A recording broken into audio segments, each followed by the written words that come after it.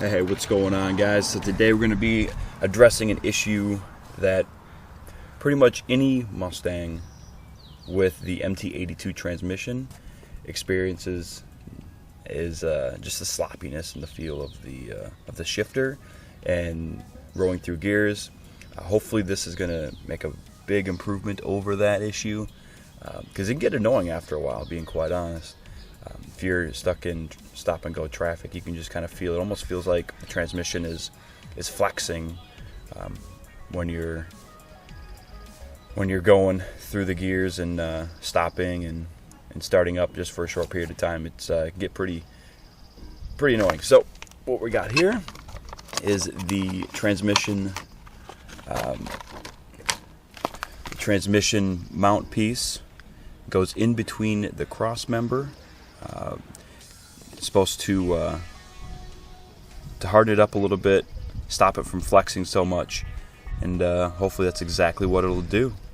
So next up, we're going to go ahead and go through the installation process of the Whiteline Transmission Insert. And as far as what we got in the box here for you, instructions. You get a sweet little sticker and the piece itself. The instructions are a one-page piece. It's a very simple, very easy process, and we'll show you that here exactly how simple and easy that is. So without further ado, let's go ahead. We'll get this rolling. All right, before we get started removing the transmission brace or the transmission mount, one tip that I'd heard and read was to drill a small. I did a half-inch hole in the middle of the bushing, and the reason for that is some people were experiencing a lot of NVH out of the after you install it, because it does absolutely firm up the transmission. But with that, you're going to get a little bit extra noise and vibration. Apparently when you put the hole through the middle of this here, it's supposed to eliminate all that. I guess we'll see how that goes. But let's go ahead and get started and remove the transmission mount. All right, the first step here is we're going to support the gearbox, the transmission here. So just using a floor jack, once you have your car up on jack stands, just raise it up just enough till you see it move up just a little bit. And you're set there. After that, what we're going to be doing is removing the bolts on the mount. So 1, 2, 3, 4, and then after those two, then the two in the middle here. So go ahead and do that now, and go off to the next step.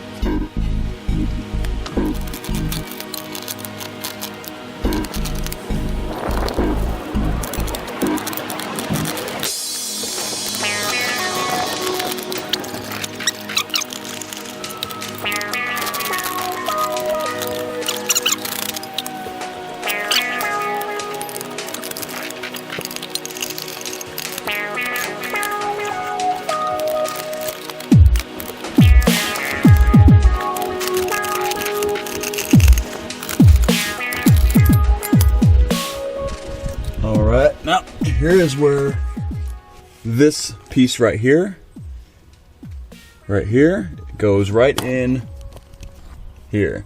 Now, as you can see, the reason why this thing is, wobbles about quite a bit is because this is just a piece of rubber in between here and here and the support itself. So any vibrations or any kind of torque that's going to be put on it, look, if you can do this with your fingers, imagine what it's doing under the car under load.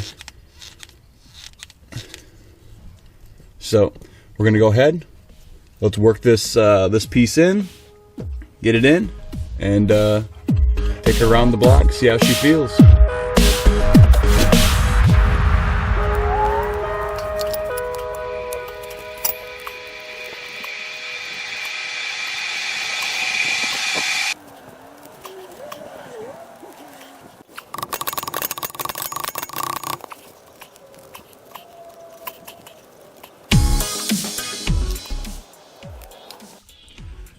and there we go. We have it in. As you can see, it sticks out a little bit here, comes out a little bit on this side, but it's really going to shore up. So now it takes, a good little bit more. It's not going to be as much flex in that rubber piece now that we have this piece in here. So hopefully this does the trick, shores it up a little bit, and gets the slop out. All right, guys. All right, one quick thing to make sure you're taking note of is when you put the brace back on, you're going to have right here where it shows which direction it needs to go back onto the car. So this, obviously, front of the car. Make sure you put it back on the right way, or you don't have any issues down the road.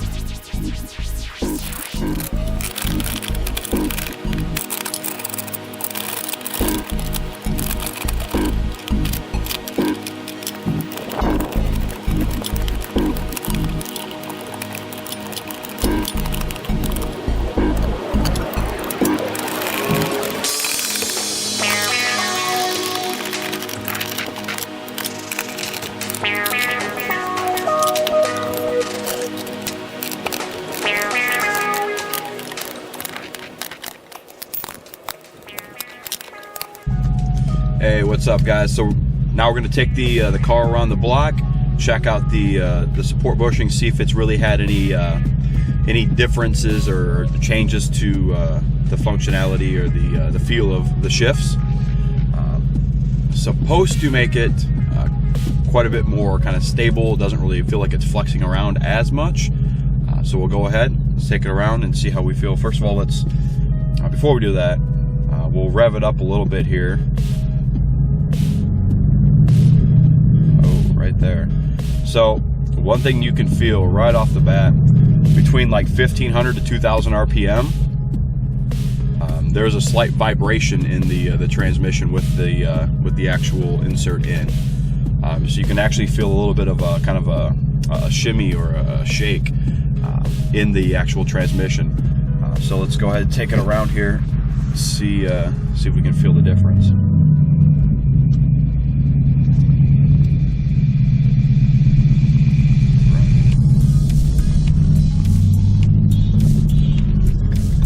Feel it as much when I'm driving here. Let's take it around. Okay, yeah, there it is. You can feel it.